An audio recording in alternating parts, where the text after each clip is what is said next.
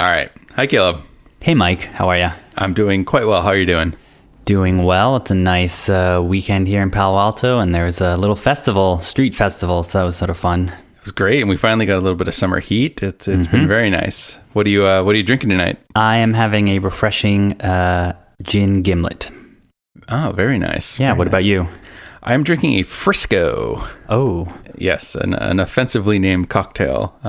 It's just rye and Benedictine. It's quite lovely. it doesn't have Fernet. No, strangely, it does not. I think it comes from New York, so they don't really know what goes down in the Frisco. Clearly not made by a true San Franciscan. They would never call it Frisco. Indeed. So tonight, I thought we could talk about the news of the week and put it in context. So the big thing that happened was Tesla announced a new upgrade for the Model S and X, taking it all the way up to a 100 kilowatt hour battery pack, and also increasing the performance of it quite substantially. And so I thought we could talk about that. And the weird, they named it the Plude. Is that what I'm reading correctly? no, that's a good lead speak. It's the P100D L. Oh, I see. That makes more sense. Yeah, definitely a lot more. So on August 23rd at 8:32 a.m., Elon Musk sent out a tweet, and it was Tesla product announcement at noon California time today.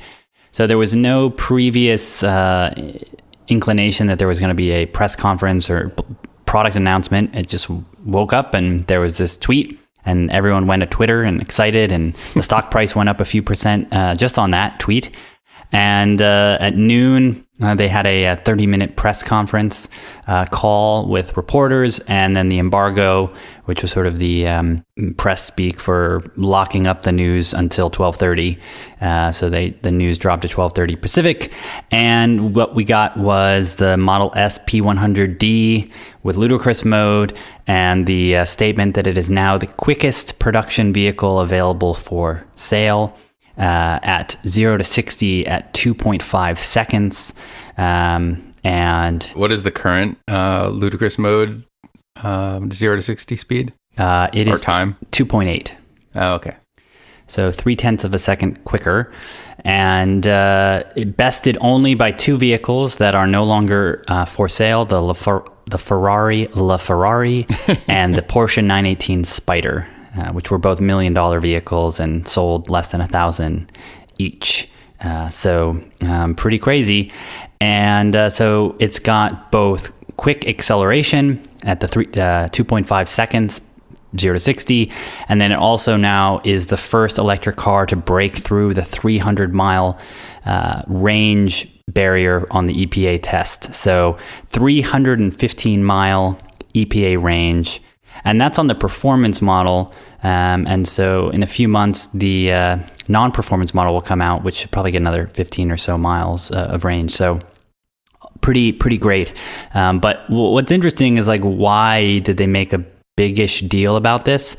So I think that's what we sort of wanted to talk about, was like, why isn't this just a silent upgrade? Why this is sort of a big deal for Tesla, and what it portends for the future of their performance vehicles and also the Model 3. And we got some of that information both in the call, and then also just through our sort of analysis of what Tesla's been doing in terms of performance and range and where that might end up. Cool. So what is it that makes this exciting and kind of just a slight upgrade sort of announcement? Yeah, so I think that the big thing is that Tesla really likes superlatives. They like to be able to say we are the safest car. I think they like to be able to say that we're 100% electric. That was obviously one of the very early superlatives, no gasoline.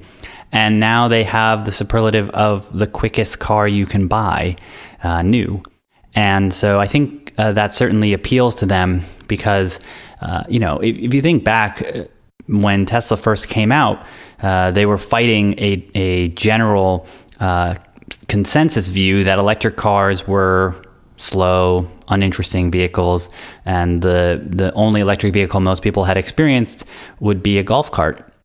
And so Tesla is, in the past decade or so, been trying to reverse people's conception of what an electric car is like. And now being able to say you cannot buy a quicker accelerating car than a Tesla, which happens to be all electric, is pretty powerful from the marketing point of view and also from the media point of view of what's the quickest car around. It's a Tesla, and that's tough to beat. So I think that's one really big one. And then I also think the range of being past the 300-mile barrier is a psychological barrier for a lot of people. I can't imagine many people driving 300 miles in a stint without stopping. Is that sort of the range of a standard gasoline-powered vehicle, like with a full tank of gas? It used to be.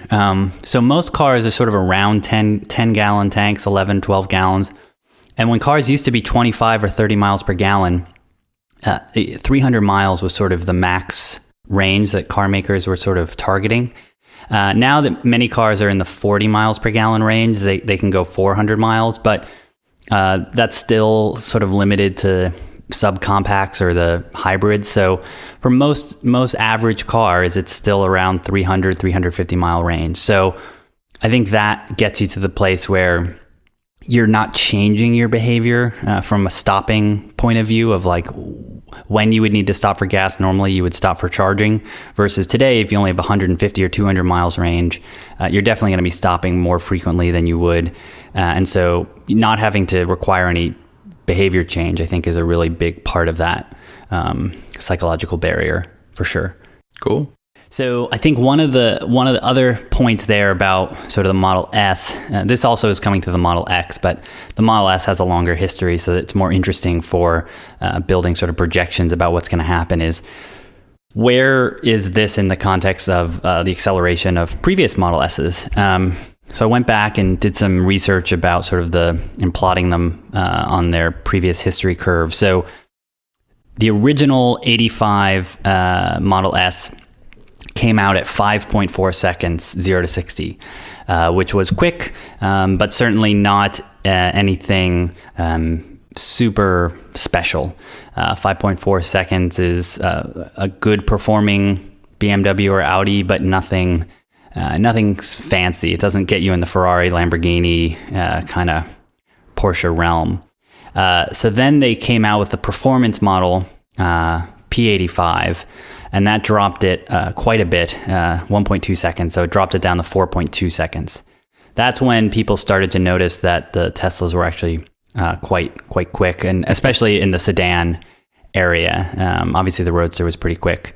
Although the Roadster was actually a little. So I'm just looking right now that the 2008 Roadster was 0 to 60 in 4.6, and then there was an upgrade in 2011 that brought it down to 3.7. So it's still barely keeping up with the four-door family sedan. Exactly, and I think that's sort of the juxtaposition that is more interesting and fun to talk about. Like, I can have 7 people in here if you've got the 2 kids in the back in the jump seats, and going 0 to 60 in 4.2 seconds. The visuals of it are quite stark. Yes, for sure. It's a lot of people moving very quickly. And then the next version that improved was the P85D, which introduced the dual motor.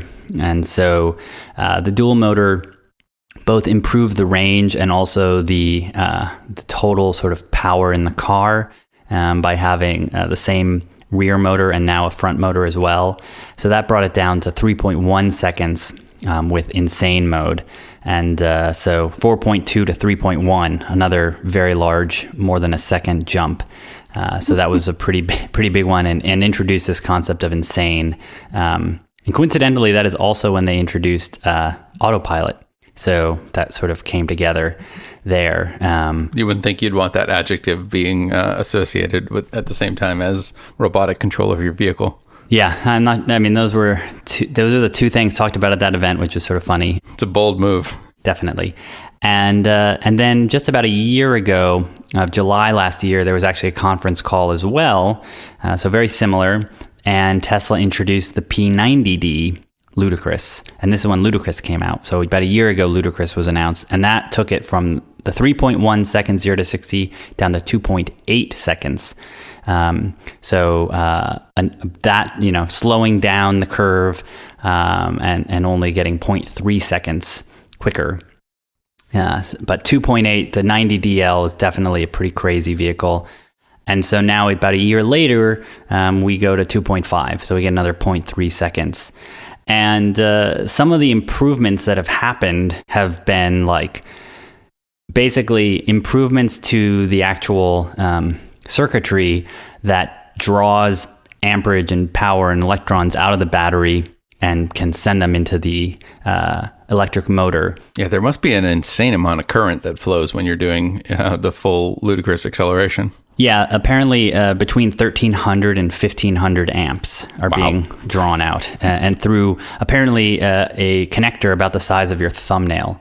So an extreme amount of energy being moved through, and even to the point where they talked about in the blog post of when they were building this, that the actual metal used in the connectors was moved from steel to a space-age material, Inconel, which is a space-grade superalloy. And I researched it, and apparently it's mostly nickel, but it also contains chromium and iron, and found many references to it being used in SpaceX spacecraft. So potentially a crossover between the SpaceX team and the Tesla team. So NASA's Apollo program gave us Velcro and Tang, and apparently SpaceX is giving us... what was it called again? I've already forgot. Inconel. Okay. It's apparently been used in other places. It's not SpaceX didn't invent it, but it does go to show that Inconel is not used in traditional automotive use. It's mostly for turbines and jet engines and shielding in spacecraft going through crazy temperatures. Basically, it just heats up so much, it actually can retain its shape and conductivity at really high temperatures. Nice. And does this come from the ancient Inca? Apparently not. I think it is more about the nickel component. Gotcha. I think it's some Latin going on in there. Oh, geez. Oh, explicit tag. Oh, darn. We'll have to put a little honking sound over that. Sorry about that, everyone. So Tesla has certainly been in a relentless march since the Model S was introduced to continue down the path of being quicker and quicker. Do we know, has anyone done the sort of physics math as to what the upper limit for the acceleration of a vehicle with the Model S's mass and, say, tire size? Like, what is the theoretical upper limit on how fast it can accelerate before it just spins its tires and basically burns tires instead of moves forward? So I actually did a lot of investigation into that very question. You didn't ask me that in advance, but I knew that was going to come up, and I wanted to understand it for myself. It's what we want to know, right? How much faster can it go? How much quicker can it go? Right. So on that point, I will get to the other point in a second. There were a lot of articles talking about Tesla releases the fastest production car and get a fast electric car. And so to take a detour into pedantics and grammar, there were definitely a lot of automotive folks who were quite frustrated by the confusion. And so just for everyone's edification, and I'm sure most people listening do know this already, but according to the Cambridge Dictionary, quick usually refers to something happening in a short time or shorter than expected, and fast refers to things that happen or go at a high speed. So in the automotive world, fast refers to a car's top speed, maximum velocity, and quick refers to the time it takes to get to that speed. So quick would be about acceleration, and fast would be about top speed. So the Tesla is no faster than it was before, still capped at 155. It is just quicker. But English is a descriptive language, and if they can kill the meaning of the word decimate, then we can kill the meaning of the word fast if we just keep using it that way.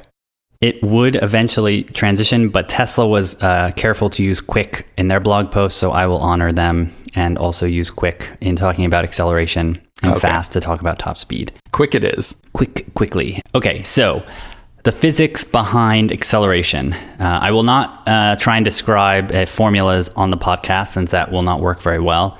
But what I wanted to investigate were what other land-based vehicles achieve what acceleration, and then also to understand what are the human limits of coping with acceleration, and then also what are the theoretical limits of acceleration.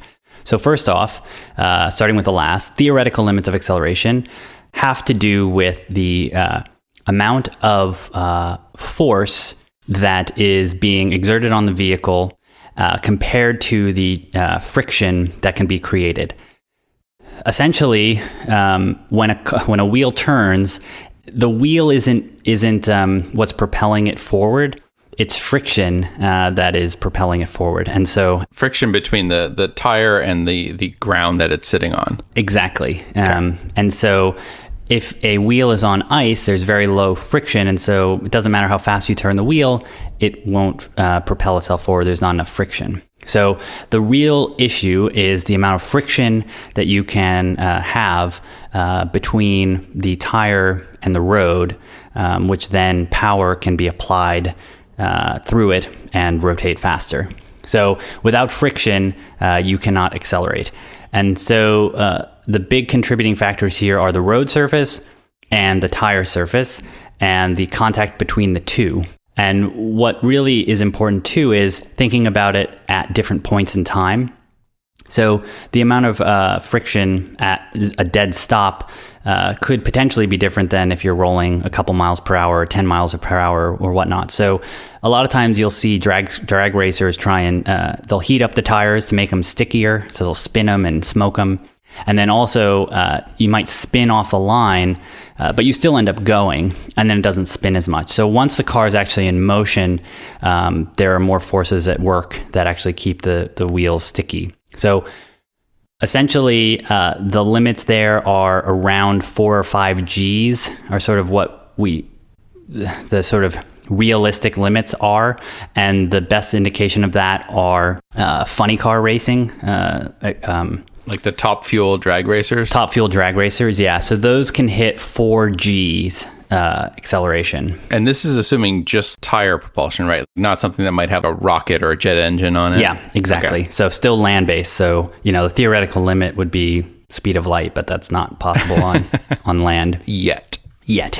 So the quickest example I could find on land with tires was those funny car racers, which that sort of acceleration is 3 seconds up to 400 miles per hour. So it's just kind of ridiculous. That's it.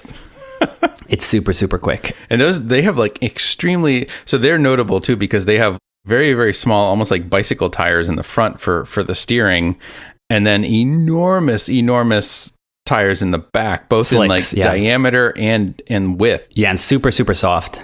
To maximize like the contact area. Exactly. Yeah. So, and they're very soft and supple so that they can fill in the road gap and basically mesh together as much as possible. So are they like almost melting as they go? Yeah, they're they're good for one run. They're designed for they're one run. self-gluing. They basically glue themselves to the ground as they melt. It's super sticky. I mean, the material science of it is actually pretty fascinating. And one of the big advances in areas where the advancement is coming from is from aerospace and zero G and also just general airplane traction mats. So like a lot of they'll have rubber mats that just are so sticky. They're not actually sticky. They just have a lot of friction. So you can turn them at like a 45-degree angle, and like glasses and other things will still stick and not fall off trays. So for flight attendants and stuff. Yeah, you posted that article that had Singapore Airlines, I think, uses trays that can hold a glass at like 45-degree angle. Yeah, exactly. So those have more than 1G frictional capability. And so anyways, those sorts of materials are going into tires. Tires are getting better and better. But so that's one sort of limit would be a 4G acceleration, which would be, what is that, like 36 or so meters per second squared. Right. And the current Tesla is just over 9.8. It's just a little over 1G. So potentially 4 times faster, 4 times quicker acceleration. Oh, so there's a lot of room to improve.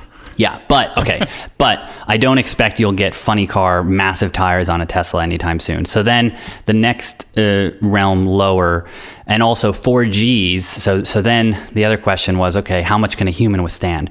And apparently at 4 Gs is sufficient to induce blackout. This is assuming you're not wearing the compression pants that keep the blood up in the upper part of your body. Exactly. So I don't think many Tesla drivers are going to be driving with those on. So what if they had the Tesla logo on them? They might wear them if you plug them into like the cigarette lighter or something. Yeah, and they'll compress. So 4 to 6 Gs will induce blackout. Fighter pilots can experience acceleration up to 8 Gs for brief periods, but not much more.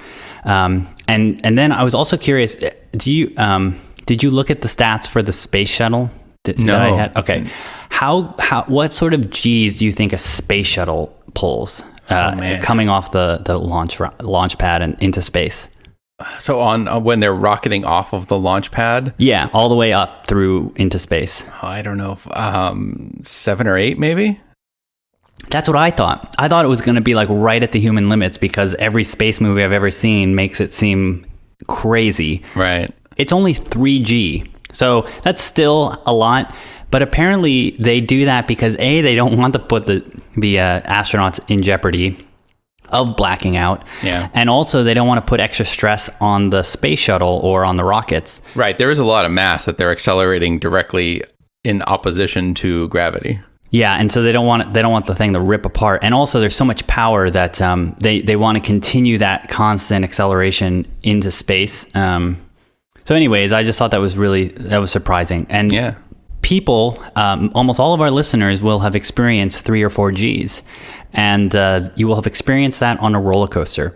Oh. So roller coasters, steel coasters can pull 3 or 4 Gs for brief periods in loops.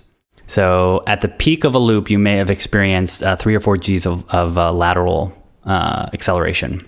Interesting. And so that feeling you get through a loop is potentially what the maximum you'd ever really be able to feel in a car. But obviously those are fractional. It's interesting how the context matters too, because I feel I've been on a lot of roller coasters and they are quite exciting, but I'm kind of expecting it. Whereas when I was in my friend's P95D, P90D, and we were testing the Ludicrous mode on Route 1 here in California, it felt more shocking than being on a roller coaster. I was actually worried that my dog was going to start vomiting. But I guess it's probably the context, whereas on a roller coaster, you're expecting it. And when you're just sitting at a stoplight, you're not expecting to all of a sudden have your stomach crawl up into your mouth. And the crazy thing is that's only about 1G, the acceleration of the current Teslas. So wow, you could potentially, as a human, withstand 4 times that acceleration rate. Would they need to start equipping the Model S with the over the head like harnesses that come down when to like lock you into the seat like a roller coaster? So unless they're trying to go upside down, but they could go upside down in that case because they would have so much grip. Please tell me this challenge will be accepted somewhere. I hope someone does. So the boundaries are sort of 4 Gs for humans to really not get really messed up. Space shuttles are 3 Gs. And roller coasters are 3 Gs. Okay. So let's go to Formula One, because Formula One clearly are much longer races, potentially hours. And there are humans who withstand that through it and are accelerating and decelerating through turns. And so I think F1 is probably the next best car to anchor towards, since they're somewhat standard looking, where the funny cars are funny for a reason. Well, I imagine the F1 has multi-axis acceleration too, where you're probably going to feel a lot of lateral forces, whereas the drag racing is just one single direction. Yeah, the lateral force on an F1 can get up to 3 or 4, which is pretty crazy. So the power to weight ratio on an F1 car is about just under 1 kilowatt per kilogram. So they have about 1,250 horsepower. That's it? Yeah, but they're very light. 1,250 horsepower. So the theoretical 0 to 60 would be 1 second, less than 1 second. But they can't convert that much power to motion at low speeds because of the loss of traction. So it's usually just around 1.7 seconds, 0 to 100 kilometers. So a little bit quicker than 0 to 60. But 1.7 is current Formula One cars. And the acceleration in that is, wait for it, only 1.45 Gs 14.2 meters per second squared. So it's not that much faster. It's not that much more. It doesn't get anywhere close to the limitations of what humans can withstand, and 40% quicker than a current Tesla. So 1.7 seconds. So just keep that in our head. Okay, that's a Formula One. Did you look into how much this compares to the motorcycle racing? I didn't have enough time to go into motorcycles, but that was where some of the commenters on the physics boards I was reading were talking to people about where to look for really quick acceleration of land vehicles that are attainable by mere mortals. Like, most people do not have the ability to try out a Formula One car. Many more people have the ability to get a motorcycle license and buy an extremely quick motorcycle. And also, you can imagine those motorcycles can get extremely quick acceleration and are on tires that are reasonable. That would be the quickest way to try out quick acceleration would be a super, super quick motorcycle. Yeah. Okay, so then 1.7 seconds for F1, petrol. Just 2 months ago, a new world record was set by an electric car built by Swiss students, engineers, for the record of acceleration by a battery-powered vehicle. And so it's called the Grivs-Mill car.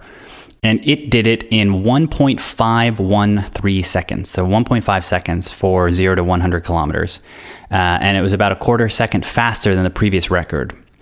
And in this vehicle, they use 4 electric motors, 1 in each wheel. And they said that was the key difference between this and the previous world record, because each car has its own sophisticated traction control system. Each wheel to adjust the torque. So they can prevent slippage? Exactly. So that's one of the really big differences, and one of the big challenges that Tesla actually will have the advantage in, because even the slower performing cars, Teslas, the 0 to 30 is about the same. It's the difference between the 30 and the 60. Because at the 0 to 30, there are some limits to what the current vehicles can do, even with dual motor. And so that seems like an area where, if you project forward, 2 motors is great, but 4 motors would potentially be better for traction control as well as efficiency, because then the motors can operate at the correct power to torque band. Power to efficiency band. Torque is the same. Does Tesla have any plans for getting into a sort of a quad motor setup? I haven't seen any direct quotes from Elon about that, but it does seem like the next step would be quad. The turning radius would get crazy on that too, because then you can have the wheels spinning in different directions and just spin you on a dime. You could, and like the traction would be ridiculous. And also, when they introduced the Model, the D, everything about the specs of the car improved. The range improved, the acceleration improved, the top speed acceleration improved, and obviously traction improved on snow. And so I think once the battery costs continue to go down, there'll be some more play essentially in the budget for more motors. You have to imagine that the reliability would improve somewhat as well, because you're eliminating mechanical components, the sort of interchange, whether it's a differential or whatever the gearing they have is. It's going to be more of a direct drive or almost direct drive, just less moving parts. Yeah, I mean, you'd introduce 2 new motors, but the motors have a 1,000,000-mile guarantee on them already. So I don't think that would be the challenge. And then also, you have more freedom to produce smaller motors, which are going to be a lot cheaper than larger motors, because you can have 100, 200 horsepower motors instead of beefier ones that are. I imagine you would need less beefy interchanges too, because you could then have each motor draws its own power, so you don't necessarily need as huge of like connectors to push all that current through, because you're going to essentially, instead of having 2 motors drawing an enormous amount of current, you'll have 4 motors drawing half that. Yep, exactly. So I think there's a lot of, I think that is where it will go. Certainly if the current world record for a non-production car is 4 and it's electric, and that was the big difference. If Tesla wants to continue doing this with standard tires. And with just 4 wheels too. I mean they could move to 6. Yeah, I don't think they'll go to 6. So the two cars that have bested the current 100D, for reference, are the Ferrari LaFerrari, which is an amazing name. Not a typo. Nope, it is the real name. 0 to 60 in 2.4 seconds. And the other is the Porsche 918 Spider, which did it in 2.2. So my bet and hunch is that Tesla will next beat the Porsche 918 at the 2.2, so get another 0.3 second improvement. And I would expect they would do that with both a battery pack improvement and also potentially going to the four-wheel drive system on the new version of the Model S at some point. And then I would expect that they would stop when they get to F1 acceleration of 1.7 seconds if they ever make it there, due to autopilot not requiring people caring about speed. You're jumping right into my next point. My pushback on this, where while it grabs nice headlines, I think that not only does it become meaningless or less meaningful as the cars start driving themselves, I would probably argue it's actually, you don't want that, because if you're actually just sitting there working or doing whatever in your car, you don't want it to all of a sudden subject you to 3Gs when you have no idea that's coming. Like you want it to be as smooth as possible so you can just go about living your life and not controlling the vehicle. So it's almost the exact opposite of what you want as the car starts driving itself. Yes, I agree. I think that there will be very few cars that are produced, just as there are today, that have that level of performance. I think there will still I don't know. I don't know if I was about to say decades to come, but maybe a decade. I do believe there will be people who still want to buy a performance vehicle, the same people who are buying them today. And it is beneficial, the same reason that Honda has an F1 team, to have it be sort of the beacon for performance as well as technology improvements. And I think that sort of gets to this bigger point of, why do you push the boundaries of acceleration and top speed and battery performance? To invent new technology, which then allows you to make breakthroughs at different product categories and different price points. And Tesla did that again with the P100D L that was just announced, and they did it on battery pack design. And I think that's sort of the next big thing to talk about. Is we've now talked about acceleration, but now we can talk about battery. Yeah, that was a good segue. Let's talk about the battery. So what is it about their battery that enables them to go to P100D? So the big difference is that the pack size, so the actual structure that holds all the battery cells together, is the same size as the 90. Oh, so they didn't just add more, like an extra 10% of the battery, like into the frunk or something?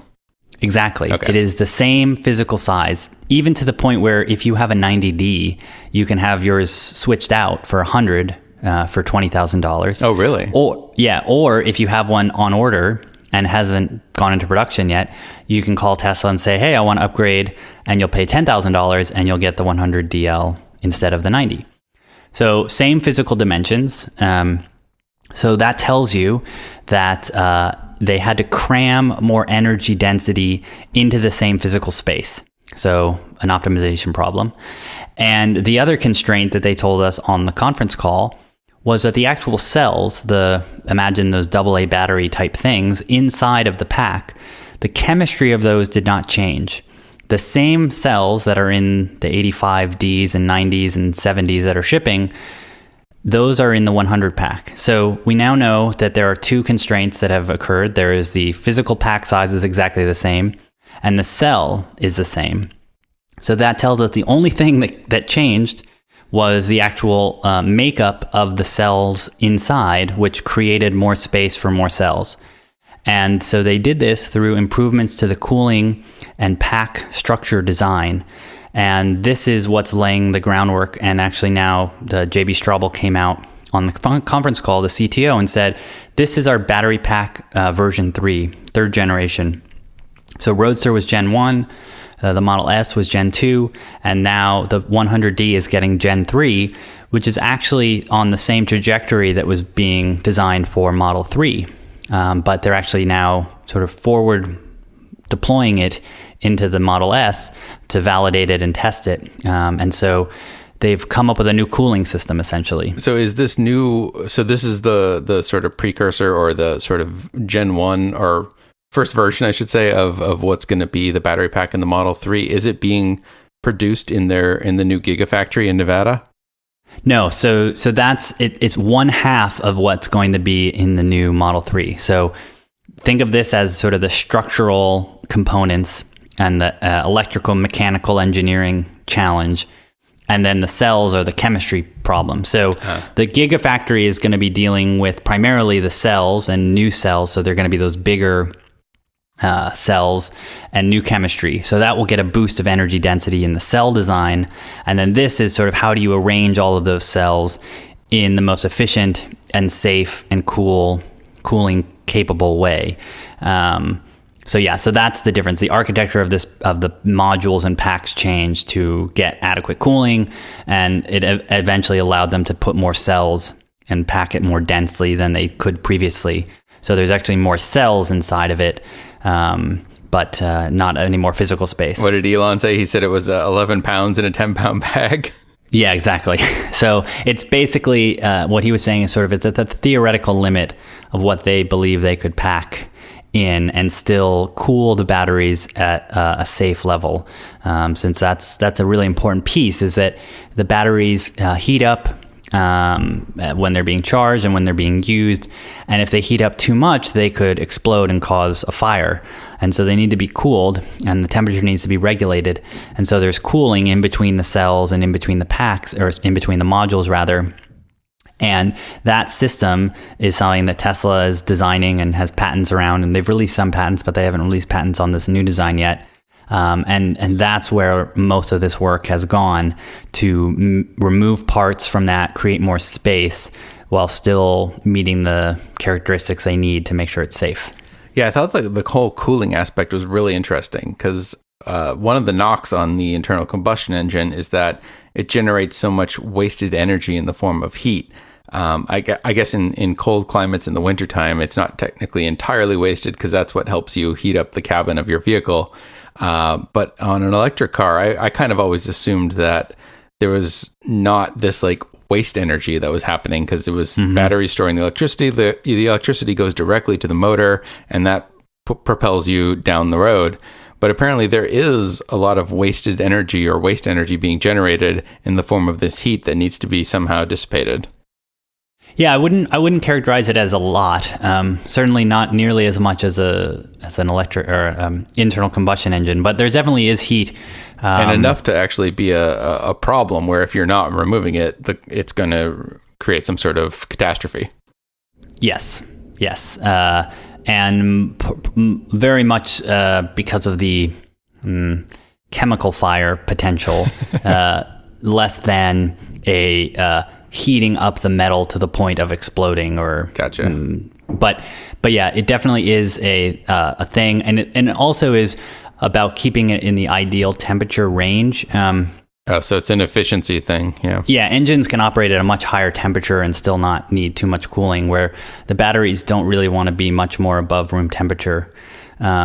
And also they need to be heated if they're too cold. So there's also heating to get them up to the more room temperature in cold climates. And that's why cold climate drivers have a lot lower range, because there's so much more, it's a lot harder to get them to the right temperature, and uses more energy to keep them at that temperature. Interesting. So what is Tesla doing? Like, how do they deal with that excess heat that needs to get moved around?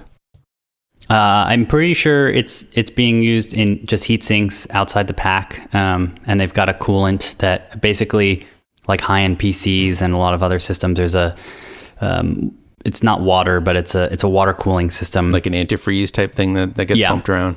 Yeah, closed loop antifreeze that moves between the cells. And they didn't describe the precise details of the new pack, but it's believed that there's now a heat sink underneath the cells that's going to be pulling away heat as well.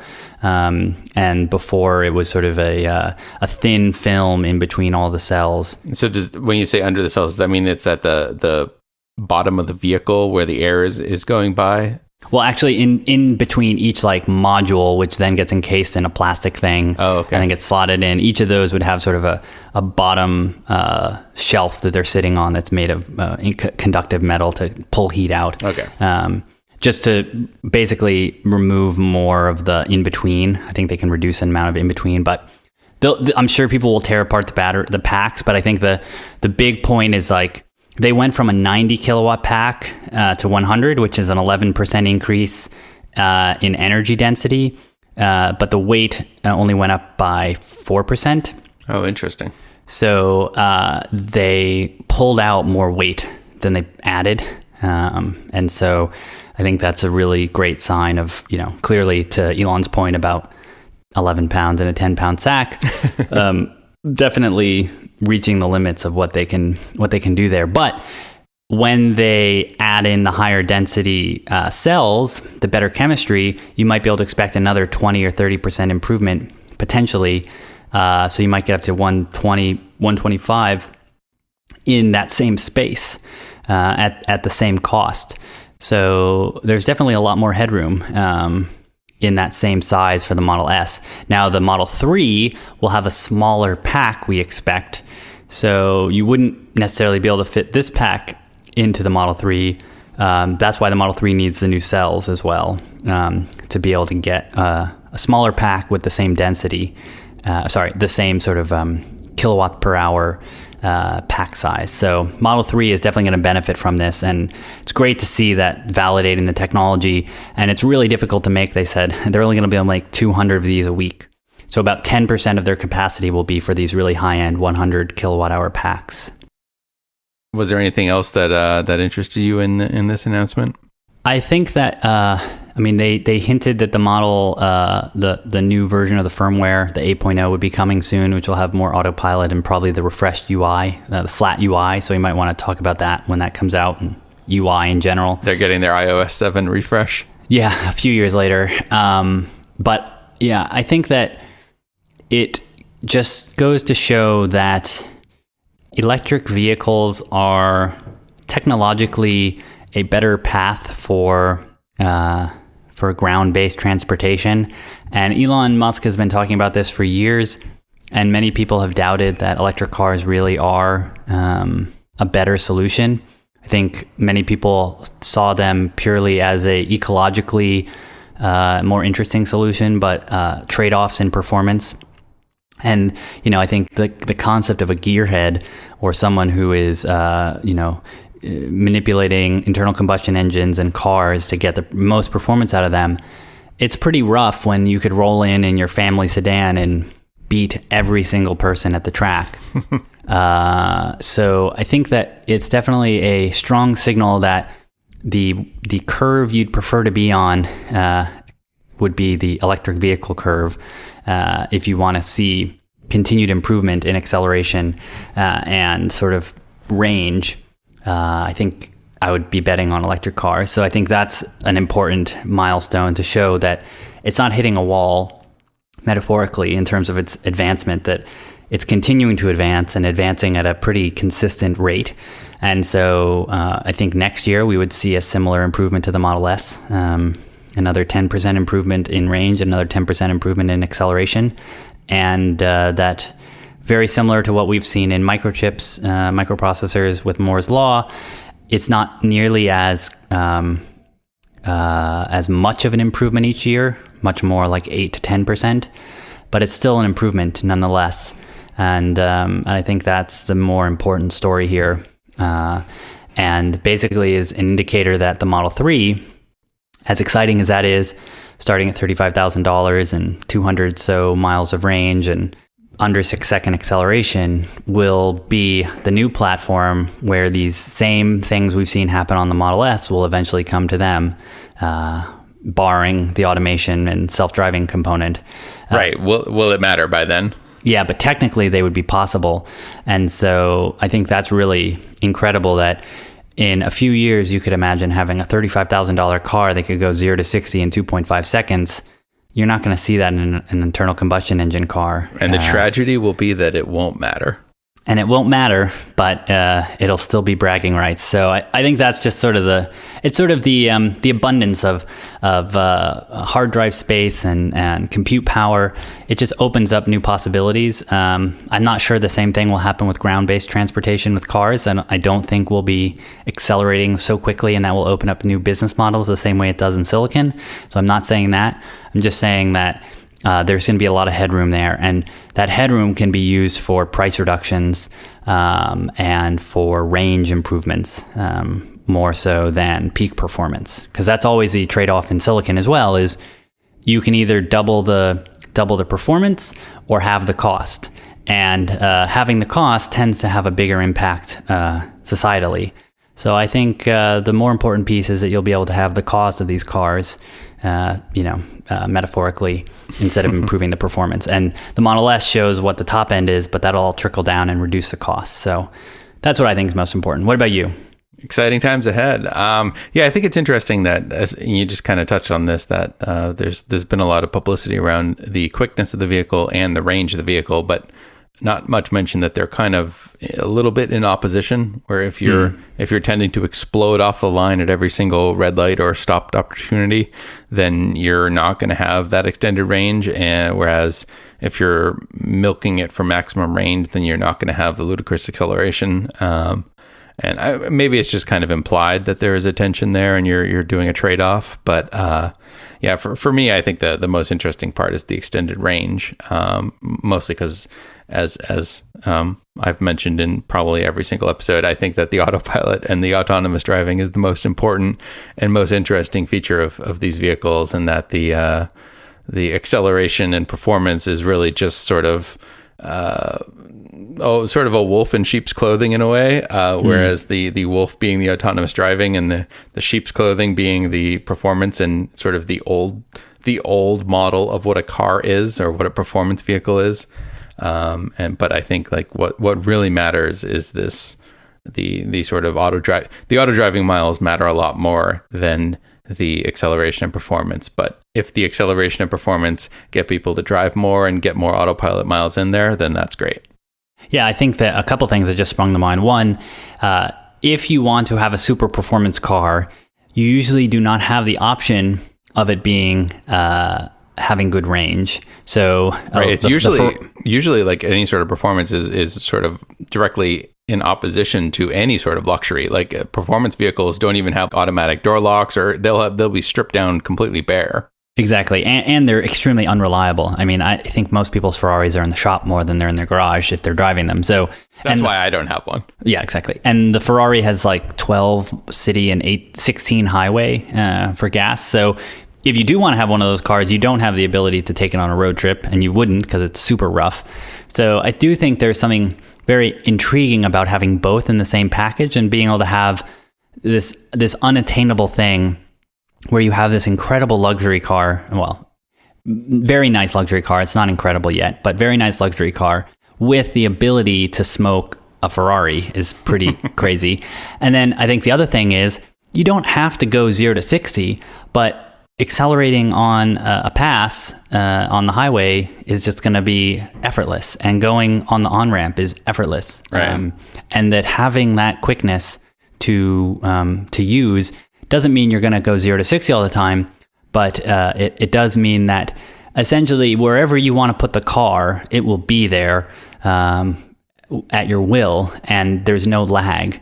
And I think that's the very subtle thing about driving a Model X or Model S, is that even if you're not flooring it all the time, its ability to react to what you want is very satisfying.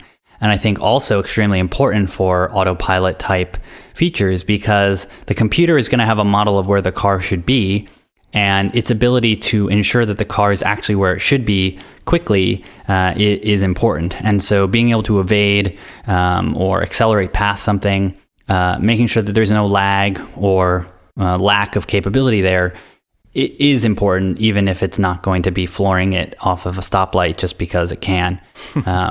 So yeah, I think that about covers the 100D. But if anyone has any other feedback, where can they let us know, Mike? Yeah, you can hit us up on Twitter at The Tesla Show, or on our subreddit at r/The Tesla Show or our website, theteslashow.com. It's a lot of Tesla shows all over the place. We're very consistent. And with that, we'll be back in a week with a new episode. Yeah. All right. All right. Talk to you later, Mike. All right. Bye. Bye.